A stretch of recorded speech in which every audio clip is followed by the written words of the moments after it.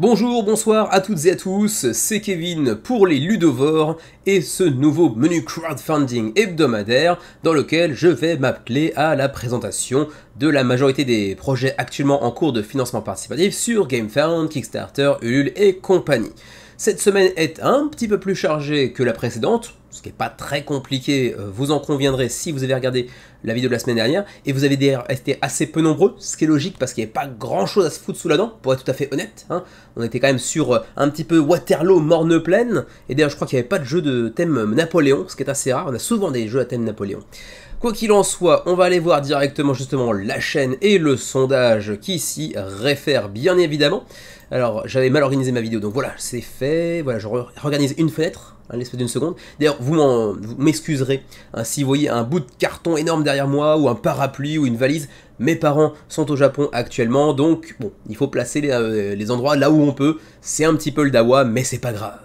Alors donc, disais-je, la chaîne, la voici, on est actuellement à 2120 abonnés, le rythme est assez faible cette année, mais bon, je vous l'avais déjà dit la dernière fois, assez peu de nouvelles vidéos au-delà du menu crowdfunding, qui a en plus sauté une ou deux fois consécutivement, donc bon.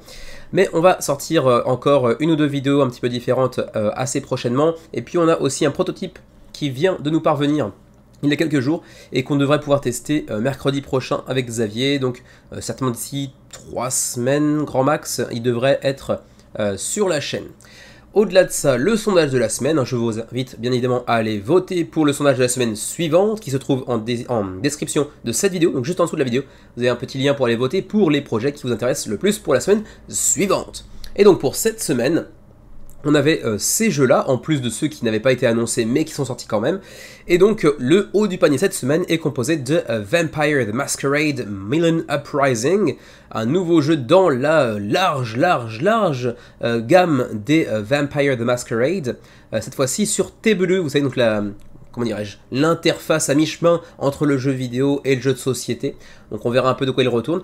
Je suis pas étonné qu'il y ait un aussi grand nombre de personnes qui s'y intéressent, mais je doute que beaucoup de gens backent au final, parce que TBE c'est quand même très cher et c'est assez particulier. Également 8 voix pour Wizards & Co, que je prendrai aussi parmi les, disons, les plats principaux, parce que malgré tout il n'a pas un 10 voix et que c'est pas si diablement intéressant, subjectivement parlant.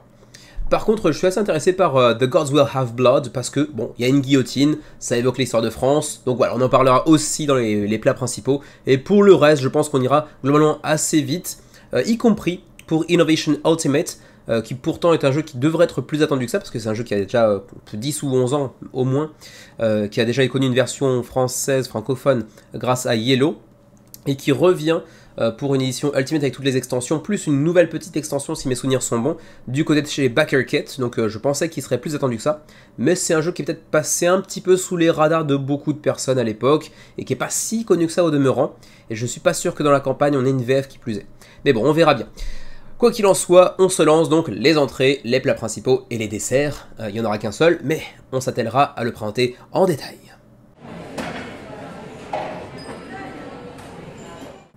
On commence tout de suite les entrées par The Siblings Trouble Expanded Deluxe Edition et Extension. C'est un petit jeu qui avait déjà vu le jour sur Kickstarter il y a quelques années de ça, et qui avait fait 657 contributeurs à l'époque. D'ailleurs c'était quand, en quelle année, j'ai oublié complètement, ça fait déjà un bail que The Siblings Troubles était sorti, c'était en 2015, waouh, j'étais même pas encore sur Kickstarter à l'époque, je connais vaguement de nom le jeu. Il s'agit ici d'un petit jeu de gestion de main à partir duquel vous allez vivre une expérience un petit peu similaire à ce que pourrait vous proposer un jeu de rôle. Donc vous allez pouvoir être amené à, comment dirais-je, contrôler différents personnages un petit peu dans un univers à la Goonies, si je puis dire, pour des parties d'environ 30 minutes de 2 à 5 joueurs, et à partir de ces cartes de location, enfin de location, c'est en anglais, excusez-moi, de lieux, mais également de rencontres, d'événements en tout genre, et bien vous pourrez donc construire un petit peu votre récit et collaborer vers une issue, disons, qui permettrait à vos personnages de rester d'abord en vie avant toute chose, et de parvenir à leur fin. Voilà, c'est assez sympa, c'est enrichi d'encore plus de nouveaux personnages, de nouvelles rencontres, de nouveaux lieux à aller explorer également. Le jeu d'origine avait plutôt de bons retours sur BGG également, donc bon, reste que le jeu n'est pas disponible en VF, mais ça a l'air d'être relativement intéressant, c'est pas vilain non plus graphiquement parlant. Après, n'étant pas moi-même fan de jeux de rôle, c'est pas un truc qui m'attire outre mesure, mais je serais curieux de le tester un jour. Voilà donc pour ce qui est de The Siblings Trouble avec cette nouvelle extension deluxifiée et enrichie par des extensions. Et ça vous coûtera combien, juste histoire de le dire rapidement. C'est 25 $ pour ceux qui ont déjà le jeu d'origine mais qui voudraient donc seulement l'extension. Et si ce n'est pas le cas et que vous êtes intéressé, vous pouvez prendre pour 40 $ la version deluxifiée et étendue grâce aux extensions. Voilà donc, comme je disais, The Siblings Trouble actuellement sur Kickstarter et qui a 120 contributeurs à la fin de sa première semaine de campagne, 9 jours avant la fin de cette dernière. On devrait aller chercher autour de 500, mais peut-être pas battre le record de la première campagne à l'époque, en 2015. Donc ça remonte quand même pas mal, le jeu peut-être a été un petit peu oublié entre temps. On en avait déjà parlé il y a quelques temps, plus d'un an si je me souviens bien, dans le menu crowdfunding pour le jeu de base, et il revient ici avec une extension. Il s'agit de Factory 42 avec une extension Specialists and Golems.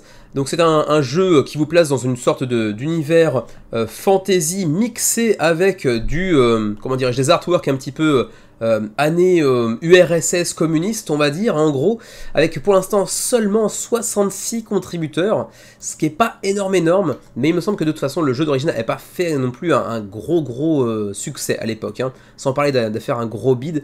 Factory 42 ici ça avait fait 130 contributeurs, donc voilà, ça va pas chercher non plus des scores assez conséquents.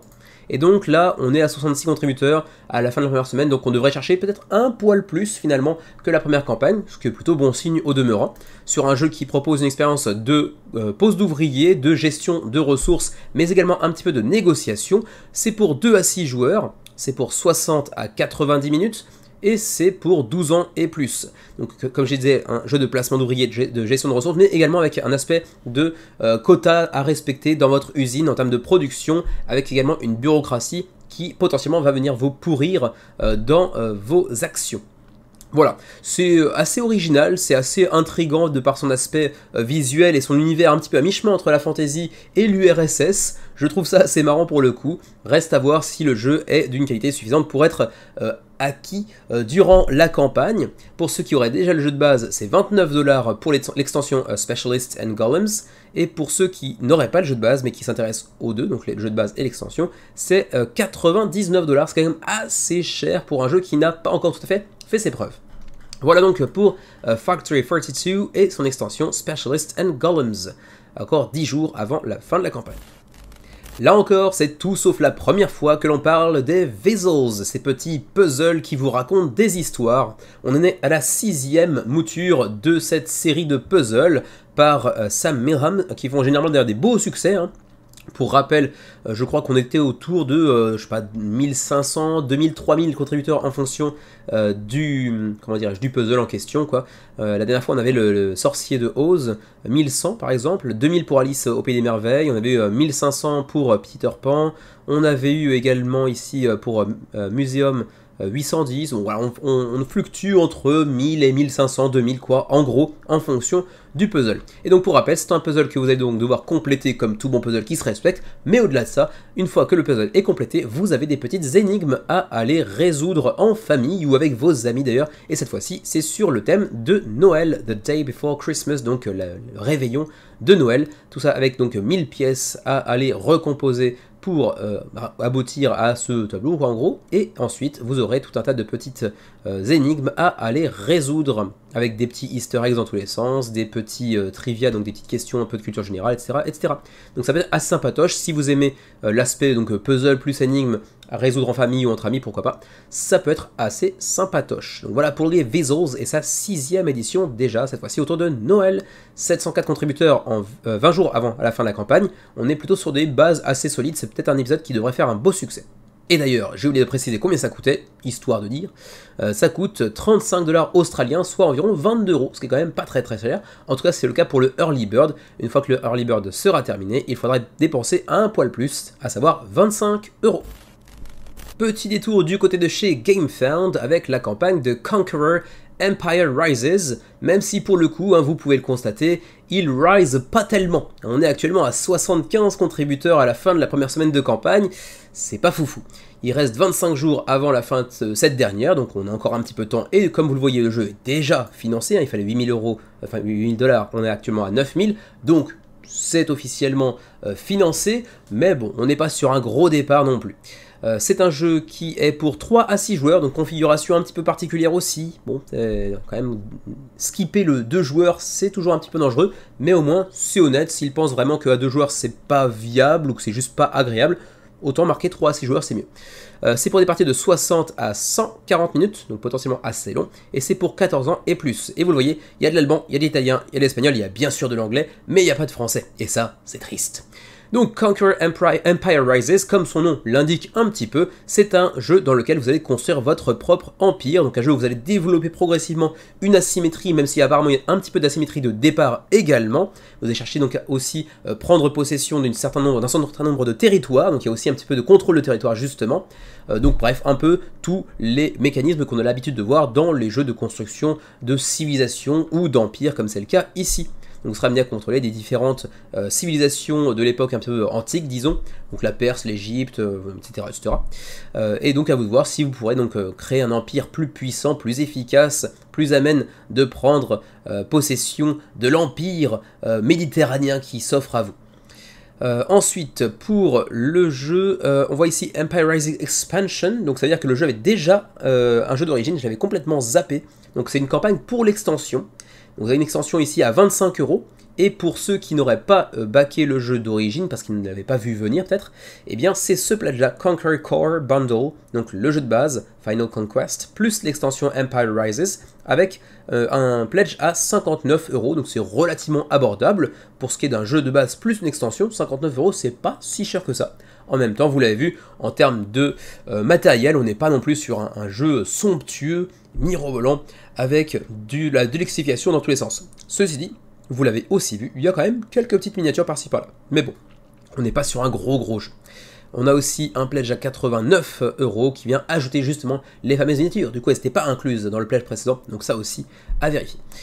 Voilà ma foi pour Conquer Empire Rises, petit jeu de développement de civilisation, d'empire, de contrôle de territoire, pour 76 backers seulement actuellement, mais le jeu est financé. Pas de VF ceci dit. Nouveau détour du côté de chez GameFound avec Mind Expedition et ses 3 backers. Au bout d'un moment, est-ce qu'on a vraiment besoin de le présenter? Je suis pas persuadé. Du coup, bon, hein, on est d'accord, on n'est pas là non plus pour bouffer des salsifis, on va passer directement au prochain projet, mais sachez que voilà, ça existe, c'est basé sur du donjon et dragon, il y a des monstres, c'est pour 2 à 6 joueurs, vous pourrez acquérir de nouveaux équipements, etc. Vous pourrez enrichir votre personnage, c'est pour des parties de 90 minutes environ, c'est même pas si dégueulasse que ça visuellement parlant, mais ça fait un four comme on en voit rarement.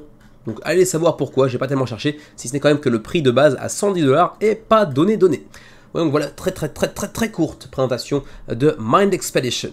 3 backers, ça pique quand même méchamment. On retourne sur Kickstarter avec un petit projet japonais qui nous vient de Avignon. Avignon Games, excusez-moi, c'est le nom de l'éditeur, parce que je crois qu'il doit être fan de la ville d'Avignon peut-être. Et il s'agit de I Felt. Et je dois bien le dire, I felt a bit bad for them. Parce que ça décolle pas non plus. 43 contributeurs, c'est très léger pour Avignon Games. Alors c'est écrit Avigon, mais c'est bien Avignon en réalité.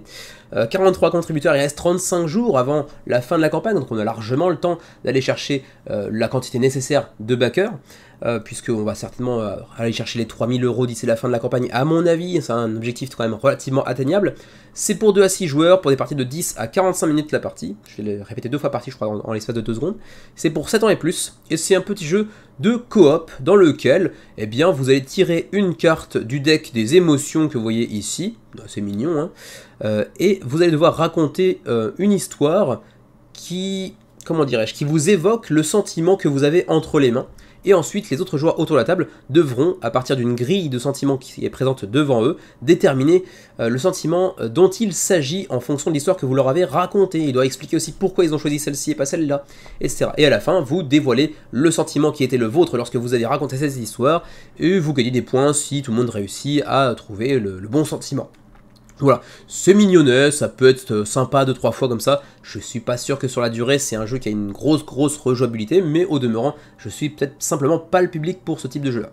Voilà pour I Felt, 43 contributeurs, 35 jours avant la fin de la campagne, c'est disponible mais pas en VF, mais vous l'avez vu, il n'y a pas de texte vraiment sur le matériel. Si vous comprenez la règle en anglais, ou même en japonais d'ailleurs, ça peut être largement suffisant. Et c'est tout pour les entrées de la semaine, on va maintenant pouvoir passer tranquillou aux petits plats principaux, donc les projets un petit peu plus intéressants à mon avis, mais qui restent en deçà quand même des desserts. Le premier plat principal de la semaine, j'en ai parlé brièvement tout à l'heure pendant le sondage de la semaine, comme un projet qui m'intéressait pas mal, et c'est un jeu qui s'intitule The Gods Will Have Blood, les dieux auront du sang.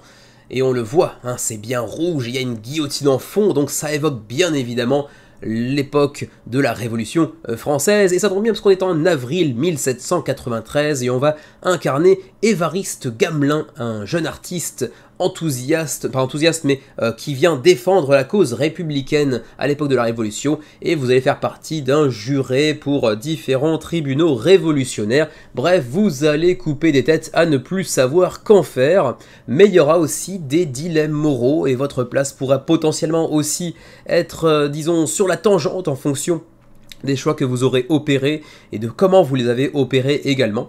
Ça vient avec un matériel pas dégueulasse, apparemment c'est un plateau ici en canevas, donc en tissu, un petit peu à la façon de Pax Pamir, en gros. Et c'est pas vilain, le thématique est assez intéressante, c'est assez fourni en texte par contre sur les cartes, donc si vous n'êtes pas très anglophone, ça va pas être super pour vous. Mais bon, j'aime bien la thématique, c'est assez intéressant, ça coûte pas terriblement cher, on est à 30$ pour l'édition numérotée qui plus est, voire même numérotée et signée. Mais vous le voyez, malheureusement, Add to Pledge, c'est grisé, on peut plus backer. Vous allez me dire, le nombre de backers n'était pas énorme, mais en fait, 203, ben 200 c'était la limite. On peut plus backer parce que tout simplement, il y avait 200 exemplaires. Du coup, ben voilà, je comptais pas spécialement le backer non plus, mais si le jeu vous intéressait, si vous êtes intéressé par au-delà de la mécanique, par la thématique, et c'était mon cas, ben c'est quand même un petit peu dommage de pas prévenir, enfin peut-être qu'ils l'ont prévenu d'ailleurs, je ne sais pas, mais de pas avoir une quantité un peu plus importante, je vois pas ce qu'il est bloque, d'autant plus que plus vous en produisez, moins c'est cher à produire, donc bon c'est un petit peu dommage quand même. Mais bon, voilà, un jeu qu'on retrouvera peut-être un jour sur des plateformes de vente d'occasion, je sais pas. The Gods Will Have Blood de Lockhorn Games sur GameFound, avec une campagne qui en fait est déjà terminée. On continue avec le projet qui, moi, personnellement, m'intéresse le plus cette semaine. Il s'agit de Converge, le nouveau jeu de Barton Shy Games, que vous connaissez peut-être même si vous n'avez jamais battu leur jeu, également parce que maintenant, ils ont quasiment tous leurs jeux en VF grâce à Matago avec sa fameuse gamme des micro-games. Et oui, à l'origine, c'est des jeux de Barton Shy Games. Et donc, ils nous reviennent avec Converge, qui est apparemment, selon leur dire, l'un des jeux les plus ambitieux de l'histoire de cet éditeur américain. C'est pour 1 à 2 joueurs, c'est un jeu qui mêle set collection et tableau building, donc construction de tableaux, et également collection de différents types de cartes en fonction des prérequis, en fonction des avantages que vous pourrez en tirer, pardon. Et c'est pour 1 à 2 joueurs uniquement, ce qui est assez intéressant aussi de ce point de vue-là, puisque c'est généralement un peu plus ouvert, les jeux de Barton Shy Games, c'est soit solo, soit souvent 2, 3, 4, mais là c'est 1 ou 2 et c'est marre. Et pour l'instant ça a attiré 1000 contributeurs, ce qui n'est pas extraordinaire. À 7 jours de la fin de la campagne, ils font souvent des campagnes assez courtes, qui vous permettent aussi d'aller mettre la main sur d'autres jeux de leur collection. Mais moi c'est un jeu qui m'intrigue pas mal. Alors pour les Barton Shy Games, il y a des très bons jeux et des jeux très oubliables, très peu nécessaires en réalité dans une collection. Mais celui-ci me fait pas mal de l'œil, parce que déjà j'aime bien les mécanismes qui sont mis en avant, j'aime bien aussi la DA que je trouve assez charmante, un petit peu post-apocalyptique, en plus vous aurez aussi pas mal de, de rejouabilité dans le sens où vous avez 3 packs, ce qui est assez rare, généralement ils sortent un jeu de 18 cartes avec des petites micro-extensions de 1, 2, 3 cartes en plus. Là en fait c'est 3 sets de Converge, que vous pourrez mêler les uns avec les autres, même s'ils peuvent être aussi utilisés indépendamment les uns des autres. Donc vous avez aussi le pack Catalyst of Change qui vous offrira les factions des archivistes, des mécanistes et des alchemists, que les trucs en ists. Et ensuite vous avez Converge Sparks of Hope avec les Delvers, les Protectors et les Healers. Et vous avez ensuite les Engines of Progress avec les Astropaths, les Merchants et les Searchers. Donc autant de factions que vous pourrez mêler les unes avec les autres à chacune de vos parties. Par exemple, rien ne vous empêchera de faire une partie avec les Searchers, les Protectors et les Archivists, par exemple, si le cœur vous en dit. Et ensuite, eh bien, vous aurez des cartes avec comment dirais-je, multi-usage, on va dire, puisque vous aurez ici le rang de la carte, donc du plus bas au plus haut. Vous aurez ici l'objectif de la carte si elle est placée au centre de la table ici. Par exemple, là, vous voyez, vous avez le joueur A, le joueur B, et au centre, vous avez une petite rivière de 3 cartes. Et en fait, en haut se trouve donc leur objectif, donc les prérequis qui vont vous permettre de scorer à partir de ces cartes-là. Donc chacune des cartes aura des façons de scorer différentes, ou vous pourrez aussi l'utiliser pour son pouvoir, ou pour la défausser en utilisant un pouvoir également. Donc ça c'est super intéressant, parce qu'on a un jeu qui va avoir une grosse rejouabilité et beaucoup de combos à aller imaginer à chacune des parties, qui seront vraiment très intéressantes à mon avis. Le temps de parcourir un petit peu l'ensemble de ce que peut nous proposer le jeu avec assez peu de matos, ça a l'air d'être assez sympatoche. Donc je suis très curieux de l'essayer celui-ci. Et comme d'hab avec Baton Shy, c'est assez peu cher. Il y a en plus une petite extension Aspects of Vision pour le mode solo. Mais au-delà de ça, pour ceux qui se contenteraient du PNP, c'est 5 $. Pour ceux qui veulent la version en physique avec un des 3 sets, c'est 12 $ avec l'extension solo gratis. Et pour ceux qui veulent la totale, donc les 3 sets et l'extension solo gratis, c'est 29 $. Donc vous avez une petite ristourne sur le all-in, on va dire, plus la possibilité d'aller ajouter d'autres jeux de leur gamme, de leur collection par-dessus, pour aller amortir un petit peu les frais de port qui, au demeurant, si vous prenez seulement le jeu, sont pas très intéressants. Mais je vous l'ai dit tout à l'heure, hein, les Baton Shy Games désormais arrivent quasiment tous chez Matago en VF, donc il vous reste tout simplement à attendre. Si vous êtes intéressé par Converge, c'est pas nécessaire de prendre le KS. Voilà pour Converge, 1040 contributeurs pour l'instant, 7 jours avant la fin de la campagne, un joli petit projet. Alors préparez-vous bien, puisque le prochain jeu, il nous vient de 4 auteurs différents, et si on fait un peu le cumul, ça a quand même bossé sur Grand Austria Hotel, sur Lorenzo il Magnifico, sur Coimbra, ou encore sur Golem plus récemment. Donc on est sur une belle Dream Team italienne, avec Wizards & Co, donc le nouveau jeu de Sinister Fish, dont vous connaissez peut-être l'un des projets qui était Villagers, que vous voyez derrière moi, qu'on a reçu grâce à Sinister Fish, donc il faudra qu'on le traite assez prochainement dans une review.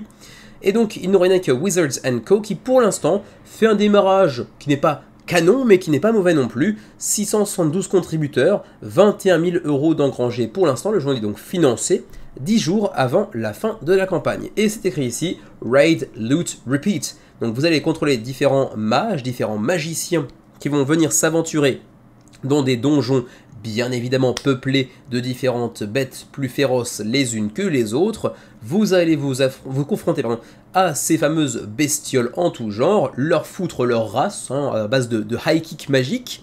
Vous allez les looter, donc en retirer des trésors, des équipements en tout genre pour améliorer les performances de votre magicien et le rendre plus riche encore. Et puis vous allez répéter l'opération à de multiples reprises pour espérer être le magicien qui s'en sera le mieux sorti à la fin de la partie, avec aussi un petit brin de take that par-ci par-là.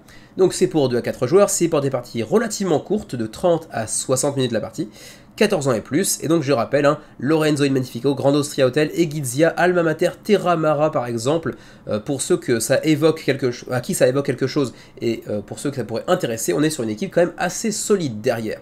Et vous reconnaîtrez aussi peut-être la patte graphique de Miguel Coimbra, qui est l'un des grands noms de l'illustration du monde du jeu de société, de ces dernières années en tout cas. Vous le voyez aussi, on a un prix qui est quand même relativement abordable, 35 € pour le prix en boutique et 28 € uniquement pour l'édition Kickstarter, pour un jeu qui est plutôt charmant, qui a en plus des jetons qui sont visiblement d'assez bonne qualité. On a des belles cartes, donc visiblement c'est quand même un jeu qui a l'air d'être assez intéressant, et d'ailleurs c'est un peu la marque de fabrique de Sinister Fish, faire des jeux pas surproduits mais quand même bien produits et relativement abordables en termes de tarifs. Alors donc, pour rappel, hein, donc je vous le répète comme je l'ai dit tout à l'heure, on va explorer différents donjons avec nos mages, différentes pièces du donjon également, différents monstres et gardiens en tout genre du donjon que vous devrez affronter, espérer vaincre pour en tirer des bénéfices et rendre votre mage encore plus puissant et surtout plus riche dans le procédé. Avec également de jolis petits jetons, on en voit ici quelques petits éléments sur la table, hein, ça présente plutôt pas mal ma foi. Et ça reste, je le disais tout à l'heure, aussi un jeu compétitif, donc il y aura aussi moyen de se foutre quelques petits fions dans la tronche les uns des autres, bien évidemment. Et ma foi, je vais pas en dire beaucoup plus que ça, parce que bon, c'est relativement simple, c'est relativement accessible, c'est relativement facile à prendre en main. Reste que, apparemment, pour l'instant en tout cas, il n'y a pas de VF disponible. Et ça, c'est bien dommage. Pour le shipping, le shipping, alors c'est ici que ça se passe, ok. Donc pour la France, on est sur du 11 livres. Alors en euros ce serait mieux, ça doit être aux alentours de 13 euros j'imagine. Même chose pour la Suisse. Ensuite la Belgique c'est un petit peu moins cher, c'est 9 livres de frais de port. Sachant qu'apparemment si vous prenez des copies supplémentaires, il y a moyen de faire des petits pledges groupés, ça rajoute uniquement 2 livres par copie supplémentaire j'imagine. Qu'est-ce que c'est? Kilogramme, d'accord. Alors, combien de kilogrammes fait le jeu? Ça pourrait être utile aussi de le savoir. Bref, on s'en fout. Ensuite, nos amis canadiens, éventuellement. Où êtes-vous, amis canadiens? Ici. Avec nos amis luxembourgeois. À 12 livres de frais de port. Et puis, pour nous qui sommes au Japon, par curiosité, 19 livres. Ça commence à faire aux alentours de 25-26 $, 26 euros de frais de port. C'est un petit peu plus cher. Et donc, ma foi, c'est à peu près tout ce que je peux vous dire concernant Wizards & Co. Un jeu qui a l'air d'être relativement accessible, relativement sympatoche, assez court, assez facile à sortir. Donc, ma foi, pourquoi pas. 672 contributeurs pour l'instant à 10 jours de la fin de la campagne. Les fans de Petit Train seront ravis de voir qu'un nouveau jeu s'offre à eux. Et encore, c'est pas vraiment un nouveau jeu, mais une extension. Il s'agit de Iron Rail, la 4e apparition de Iron Rail sur le marché du jeu de société, avec ici en plus une édition qui vous offre la possibilité de deluxifier un max vos trains avec 180 trains en métal, même pas en plastoc, les trucs en métal. C'est de la deluxification... Au-dessus, c'est le soleil, comme on dit. 784 contributeurs, 18 jours avant la fin de la campagne, déjà près de 50 000 € d'engrangés, donc c'est largement financé. Et ça nous vient pardon, de Capstone Games, qui est un éditeur assez petit, mais relativement connu quand même malgré tout. Et donc c'est un jeu relativement classique de construction de chemin de fer, de développement de chemin de fer également, de vente d'actions de votre entreprise, d'acquisition, etc. etc. Bon, relativement classique de ce point de vue-là, même si n'ayant jamais joué à un jeu de ce type-là, je ne saurais m'en réclamer, ni proclamer que j'en suis un expert, mais bon, ça me semble être relativement classique. C'est pour 3 à 6 joueurs, pour des parties d'environ 60 minutes, donc relativement ramassé, et c'est pour 12 ans et plus. L'objectif, je vous l'ai dit tout à l'heure, c'est de construire des voies de chemin de fer, puis de développer certains lieux qui se réfèrent à la ligne que vous êtes en train de construire, bien évidemment, pour ensuite connecter les lieux intéressants à différentes lignes, bien évidemment. Ensuite, vendre ou acheter des stocks, donc des actions de votre compagnie, payer des dividendes à vos actionnaires, et puis à la fin de la partie, celui qui aura amassé le plus de thunes, le plus de caillasses, remportera la partie, bien évidemment. On a un pledge un petit peu moins cher que ce que vous voyez ici, il faut directement aller ici. C'est 40 $ pour l'extension South Africa, donc, qui fait l'objet de cette campagne véritablement. Mais on a aussi un pledge ici à 100 $ qui inclut donc South Africa, donc la map de l'Afrique du Sud, mais également l'extension La Pampa, donc là je crois que c'en est Argentine, et l'extension Allegheny, là pour le coup je ne saurais pas vous dire d'où ça vient. Et c'est donc 180 petits trains de métal de très jolies couleurs également qui seront disponibles dans le pledge, d'où les 100 $. Donc ça fait un petit peu cher, certes, mais de la description, en voulez-vous, en voilà. On a aussi un pledge à 200 $ qui vous permet de mettre la main sur l'ensemble de ce qui est sorti jusqu'à présent pour Iron Rail, à savoir donc Irish Gauge, Ride the Rails avec la France et l'Allemagne dans les extensions, l'Australie et le Canada également, et puis également Iberian Gauge, donc encore une extension qui cette fois-ci se trouve en Espagne, pardon. Donc voilà, c'est tout pour les pledges. Ensuite on a le petit pledge à 40 $ que j'ai mentionné tout à l'heure, mais sans les trains de métal, c'est un petit peu dommage, mais bon. En même temps il y en a quand même 180, est-ce qu'on avait bien besoin de autant? J'imagine que oui, sinon ça n'aurait pas de sens. Ensuite, il y a les petites extensions, donc Irish Gauge, etc., Ride the Rails en add-on à 60, 30 $, ça dépend un petit peu de l'extension. Pour chacune des extensions, un prix un petit peu différent, donc pour aller enrichir un petit peu la rejouabilité, mais fondamentalement ça reste le même jeu. Ensuite, on va passer aux frais de port. Ici, Canada 20, 26, 18 en fonction du pledge que vous allez choisir. 12, 20, 10, j'ai encore un petit peu à la gorge, hein. Ceux qui regardent la semaine dernière le savent, ça reste encore un petit peu douloureux. Pour la Belgique, 12, 20, 10. Ensuite, pour la France, 13, 22, 11. Pour le reste de l'Europe, donc j'imagine qu'il y a la Suisse dedans.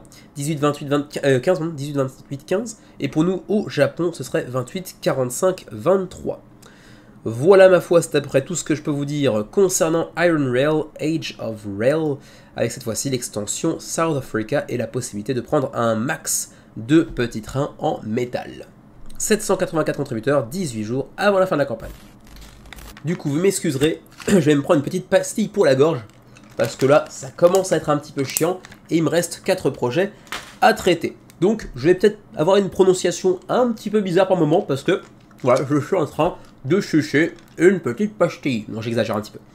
Nexus Legacy Edition Rulebook, nouveau projet sur GameFound. On a déjà parlé de Nexus, déjà sur GameFound, je crois, à l'époque, il y a 6 mois, quelque chose comme ça, pour Arena Combat System, qui à l'époque a tiré 66 000 $. Donc c'est un jeu qui avait été financé avec 500 backers, ce qui n'était pas énormissime, mais bon, quand même, pour une première campagne, c'était pas ridicule.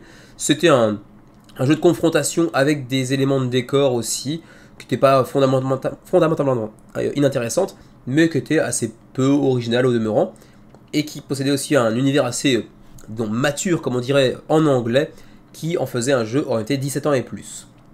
Et donc ils nous reviennent cette fois-ci avec Legacy Edition et Rulebook, donc un livret de règles supplémentaire. C'est toujours pour 2 à 5 joueurs, pour 60 minutes de la partie. Et cette fois-ci, on a affaire à un jeu en Legacy, donc avec des chapitres, etc., j'imagine, des embranchements, dans cet univers un petit peu horrifique et sci-fi, avec des combats à base de jet de dés. Ne vous laissez pas trop avoir et influencer par la note moyenne de BGG avec 8.5, nous dit-on ici. Et oui, on s'y fiera peut-être un peu trop rapidement, mais il s'agit d'aller cliquer rapidement sur le lien de BGG pour se rendre compte que ce 8.8, même pas un 8.5, un 8.8, est basé sur 45 notations. C'est quand même très très peu pour un jeu qui a déjà donc 550 backers après pour la première campagne. C'est pas très concluant en fait, hein. J'aurais pas mis ça en avant dans la campagne personnellement. Mais bon, ça peut peut-être en berner ou en attirer certains malgré tout. Mais bon, sachez-le. Et donc voilà, on vous offre donc ce gros livret de règles bien illustré, bien fluffy, bien lourd apparemment également, pour enrichir un petit peu l'univers assez classe, hein, visuellement parlant, de Nexus, avec cet aspect un petit peu Legacy, qui vous est proposé durant cette campagne à 40 $. Vous pourrez aussi prendre le jeu de base si vous l'aviez raté à l'époque pour 160 $ pour le jeu de base plus cette extension, on va dire, Legacy.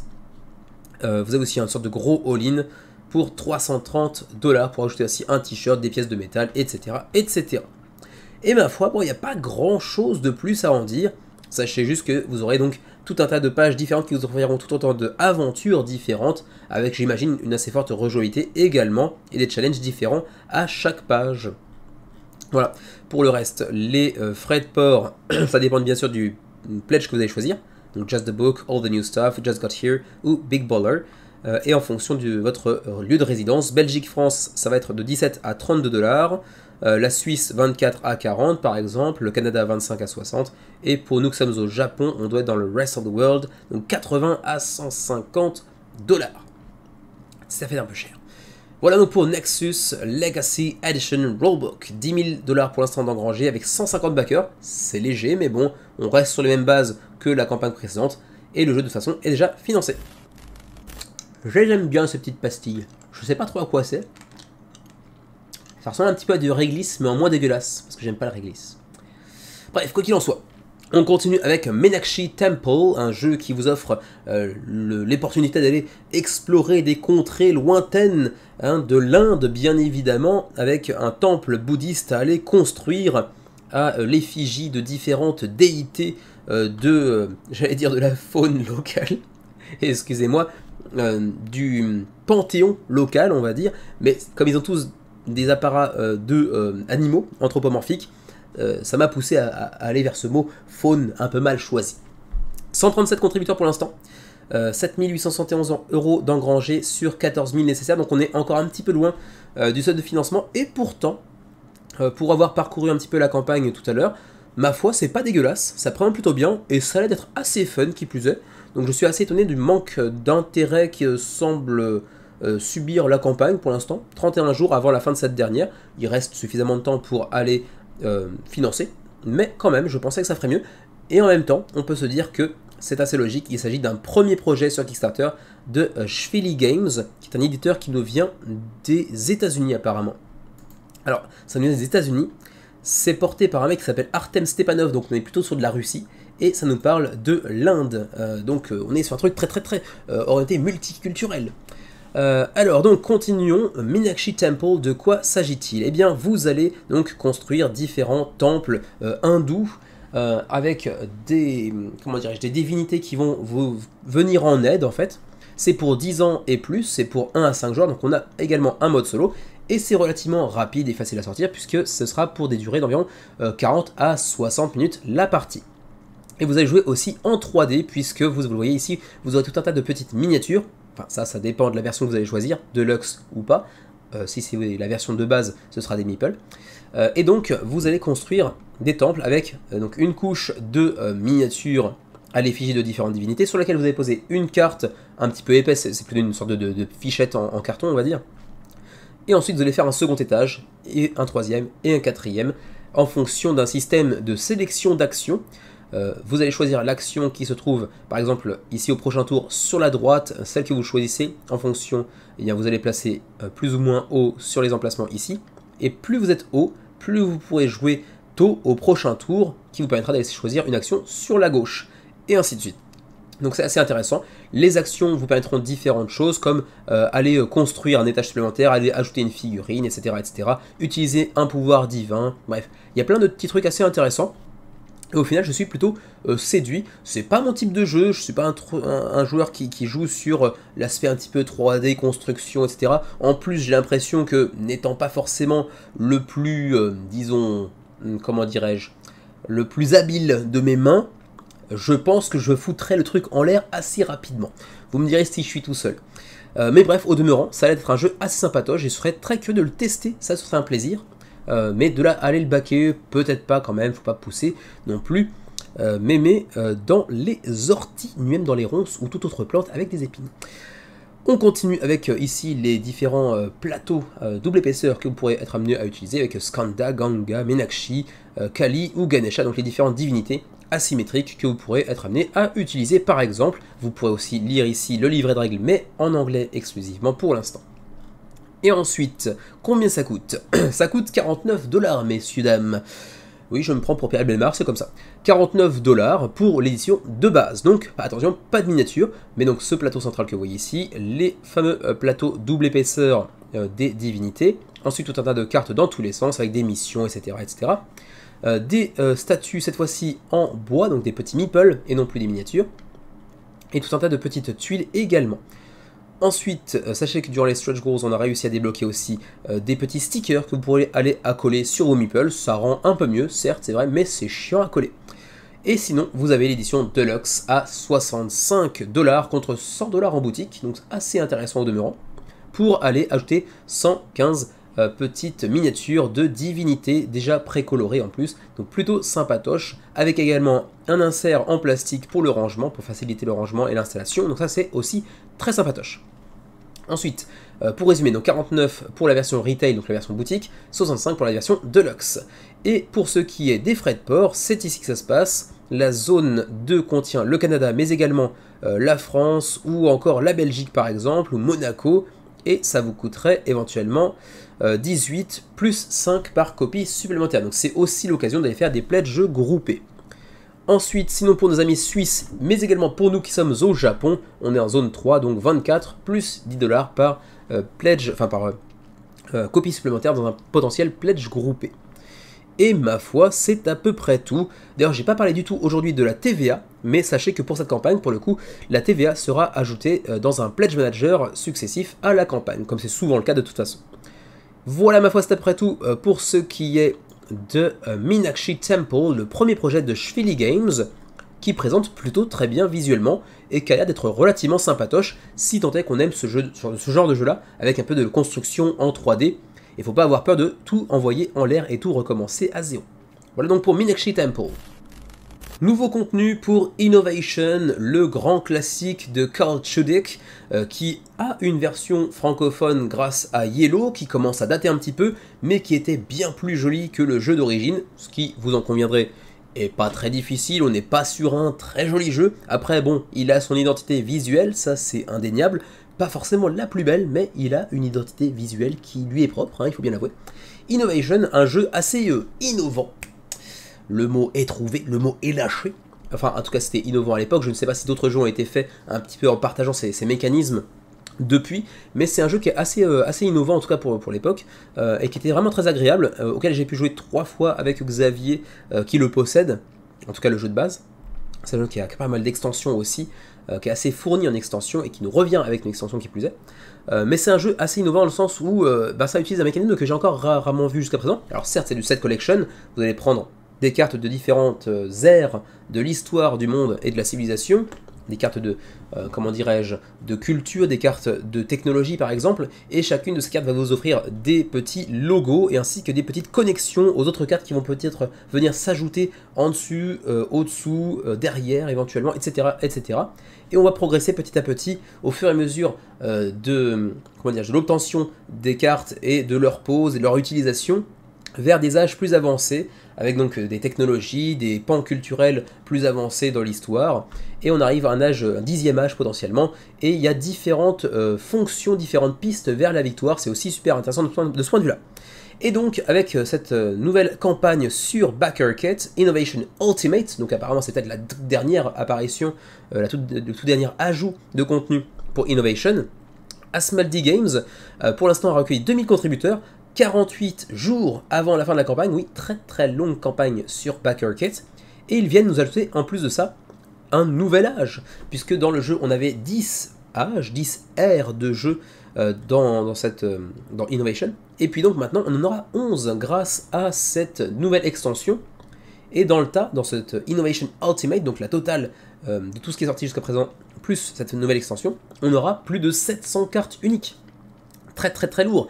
Très lourd parce qu'on a aussi beaucoup de combos à aller imaginer, à aller mettre en œuvre, à aller explorer au cours des parties. Donc c'est un jeu qui a une très grosse courbe de progression, une très belle rejouabilité également, même si pour le coup on n'y a joué que 3 fois Xavier moi-même, parce que 3 ou 4 fois, parce que à chaque fois ça s'est mal passé pour lui. Bon, vous êtes un petit peu habitué si vous connaissez la chaîne, hein, c'est souvent Xavier qui perd, mais ça commence à changer un petit peu récemment. Peut-être parce que je suis fatigué, je ne sais pas. Bref, pour Innovation, aussi parce que sur 2 ou 3 des parties qu'on a faites, j'avais tiré une carte qui n'est pas forcément pétée à mon avis en réalité, c'est juste qu'on n'a pas assez d'expérience dans le jeu. Je ne sais plus le nom de la carte en question, c'était la médecine, je ne sais plus, qui permettait de faire un truc qui était vraiment super efficace et qui Xavier n'a jamais vraiment réussi à contrer en fait, si je me souviens bien. Et qui m'a assez facilement mené à la victoire. Mais je pense pas que ce soit un jeu qui souffre tant que ça d'un vrai gros déséquilibre, parce qu'en réalité, toutes les cartes que vous voyez ici, toutes peut-être pas, mais beaucoup de cartes que vous voyez ici, peuvent potentiellement briser un petit peu les règles du jeu. Ou plutôt que de les briser, vous avez un set de règles commun à toutes les cartes bien sûr, et en fait chacune des cartes va ajouter des micro-règles, des micro-points de règles, des nouvelles capacités on va dire, qui leur sont propres. Et donc, c'est un jeu qui a une richesse assez pharaonique, on va dire, hein, sans être forcément très complexe et très difficile à prendre en main. Alors, je vais passer assez rapidement sur les nouveautés parce que ça reste un petit peu plus de ce qu'on a déjà vu. Simplement, ça ajoute un 11e âge avec de nouveaux logos, peut-être certains nouveaux effets par-ci par-là. Mais bon, en gros, on reste sur la même chose, si ce n'est qu'on a par exemple, apparemment, maintenant, un Splay Aslant. À présent, puisque avant on pouvait étaler parfois les piles d'une même catégorie vers le haut ou vers le bas pour avoir encore plus de logos, cette fois-ci on pourra aussi parfois les étaler en diagonale, et là vous aurez une multitude de logos à votre disponibilité. Ça pourrait être méchamment efficace aussi, mais ça n'arrivera qu'en fin de partie apparemment. Il y aura de nouveaux mécanismes pour le junk également, bref ça a l'air d'être assez intéressant en termes d'ajout. Je serais très curieux d'aller tester un petit peu ces ajouts-là, mais il faudrait d'abord que Xavier et moi-même puissions tester une ou deux des extensions préalablement sorties, puisque pour l'instant on a joué qu'au jeu de base, qui était vraiment très sympa. D'ailleurs il faudrait qu'on y rejoue Xavier. Si tu me regardes, il faudrait qu'on y rejoue, parce que c'est quand même assez sympatoche. Et ma foi, c'est à peu près tout ce que je peux vous dire pour Innovation. On va pas quand même passer au-delà des pledge levels, hein, soyons honnêtes. Le pledge levels de base que vous voyez ici, il est à 69$. C'est pas un jeu fondamentalement très très cher. C'est un jeu qui quand même possède beaucoup de cartes. Donc on sait que les jeux composés de beaucoup de cartes, ça coûte assez rapidement assez cher. Pour le coup, c'est pas trop le cas. 69$ pour donc l'édition Ultimate de Innovation avec 5 extensions: Echoes of the Past, Figures in the Sand, Cities of Destiny, Artifacts in History et The Unseen, donc la nouvelle extension qui apporte cette 11e époque. Et pour le shipping, c'est 15$ pour le Canada, plus 5 par copie supplémentaire. Donc encore une fois, l'occasion de faire des pledges groupés. Ou 20$ pour l'Europe, plus 8 par copie additionnelle. Et ensuite pour le reste du monde, donc le Japon par exemple, 22$, plus 9 par copie additionnelle. Et malheureusement, pas de VF durant la campagne. Ça sera peut-être amené à sortir un jour ou l'autre, peut-être encore une fois via Yellow, peut-être pas, je ne sais pas. Peut-être avec les graphismes complètement revus. Si vous n'avez pas encore vu, checkez Innovation en VF, c'est beaucoup plus joli que la version d'origine. Mais bon, je ne sais pas si la version Ultimate verra le jour en français un jour ou pas. On verra bien. Voilà donc pour Innovation Ultimate, 1962 backers pour l'instant, 130 000$ d'engrangés à 48 jours de la fin de la campagne. Vous avez largement le temps de vous y intéresser. Voilà, c'était le dernier projet des plats principaux de la semaine. Il nous en reste donc un seul, le dessert de la semaine. On est parti.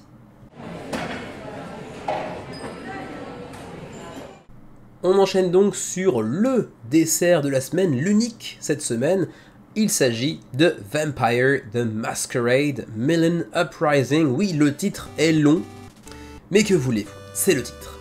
C'est disponible en VF, vous l'avez entreaperçu ici avec un joli petit drapeau français. Cocorico.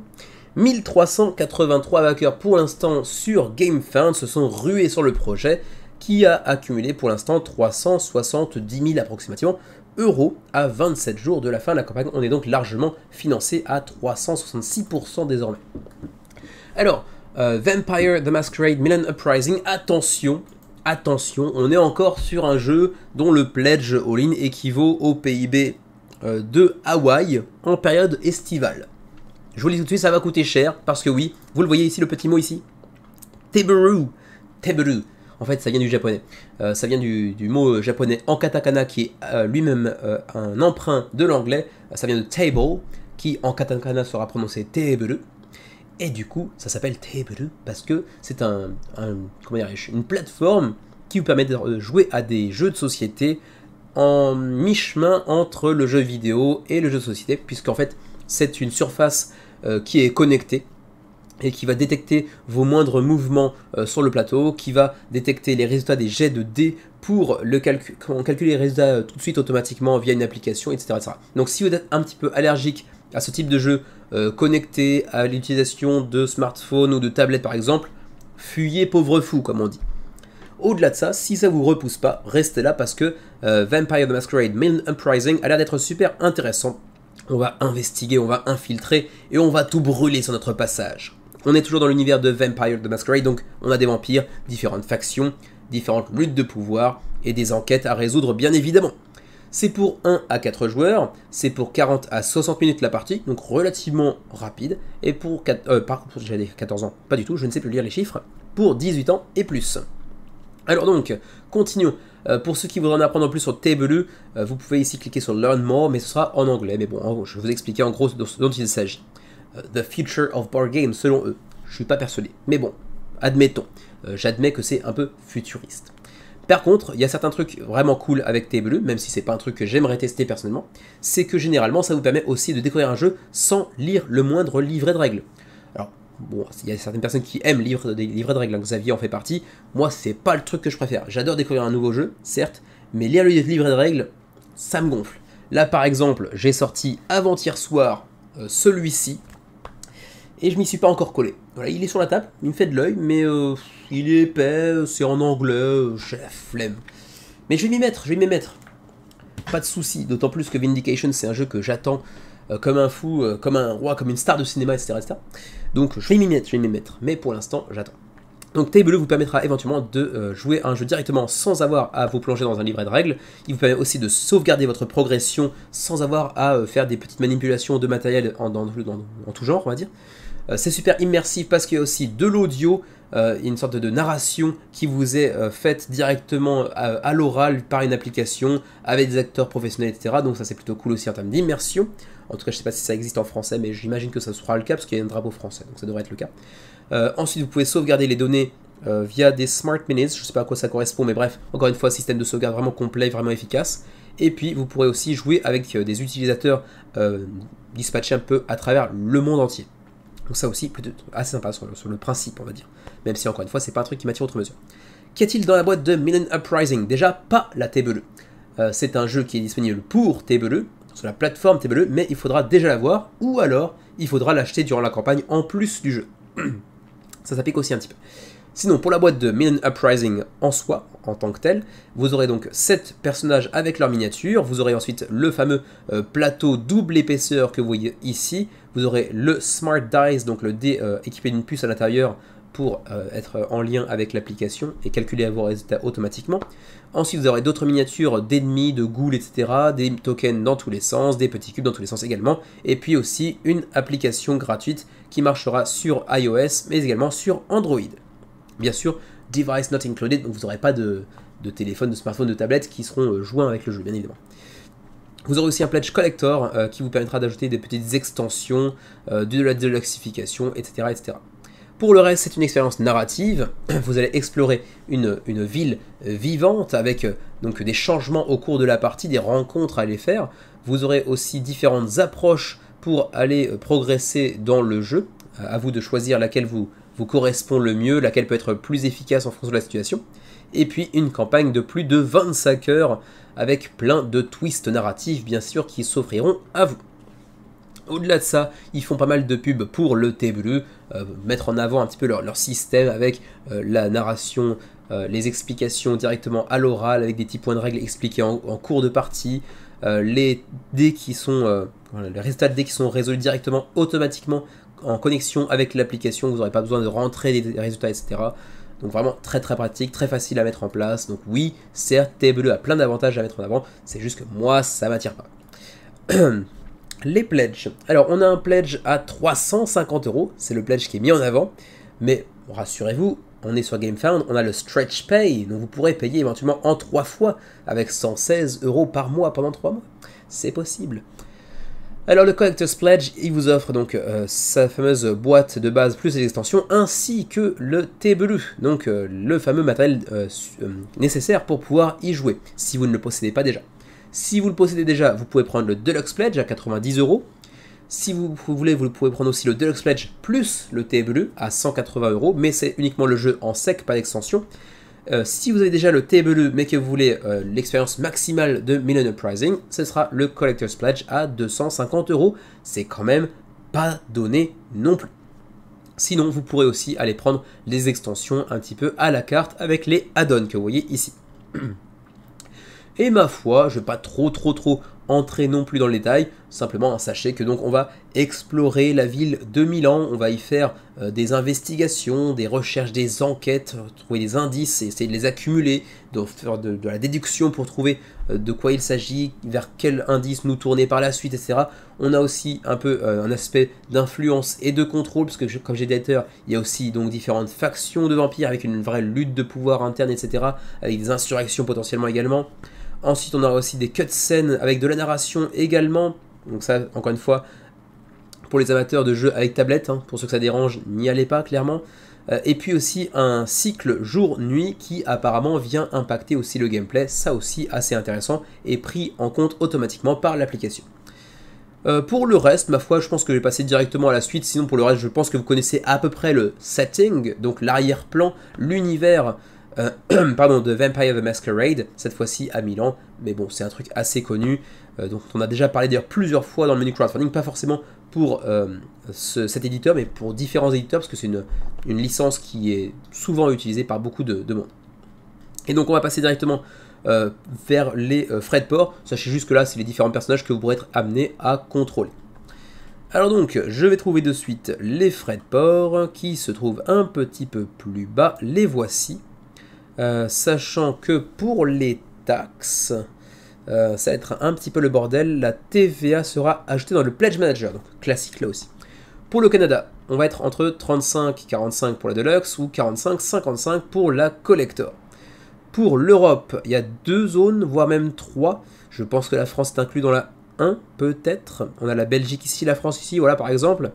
Dans la zone 1, donc ce serait 20-30, 30-40. Dans la zone 2, j'imagine qu'on a le Luxembourg, la Suisse, voilà c'est ça, le Liechtenstein éventuellement. Pour donc 30-40, 40-50. Et pour nous qui sommes au Japon, donc dans le Rest of Asia, j'imagine. Oui, c'est ça. On serait entre 60-70 et 75-85. Donc oui, ça pique un petit peu aux entournures. Voilà donc pour Vampire the Masquerade, avec donc Million Uprising, disponible en VF, avec Table 2. Donc attention, prenez garde, c'est pas forcément pour tout le monde. 1383 backers pour l'instant, 27 jours avant la fin de la campagne, et 366 000 € d'engrangés d'ores et déjà. Et ma foi, c'est à peu près tout pour le menu crowdfunding de la semaine. Et là, on va voir ceux qui suivent jusqu'au bout, jusqu'à la conclusion de la vidéo chaque semaine, semaine après semaine. On verra, ce sera répercuté assez rapidement dans les commentaires, parce que, sachez-le ou pas, vous ne le savez pas, ce serait logique d'ailleurs. Aujourd'hui, 29 juillet au moment où je m'enregistre, mais 30 juillet pour vous, c'est mon anniversaire. Voilà, mon anniversaire. Donc voilà, en commentaire, d'abord, souhaitez-moi un joyeux anniversaire avec un jour de retard, même si Anto me l'a déjà souhaité, et ça, c'est bon. Et puis également, petit jeu dans le jeu, dites-moi quel âge j'ai, parce que je crois que je l'ai jamais mentionné sur la chaîne. Je sais pas si quelqu'un trouvera. Fais-je plus jeune que mon âge, fais-je plus vieux, on verra bien. Quoi qu'il en soit, merci de m'avoir suivi aujourd'hui encore pour ce menu crowdfunding numéro 103, 104 je crois. Et puis on se retrouve de toute façon pour la semaine prochaine, et puis d'autres vidéos à venir dans les semaines à venir, je pense 2-3 vidéos, j'espère, avec Xavier. D'ici là, portez-vous bien, jouez bien, prenez soin de vous et de vos proches également, et à la prochaine.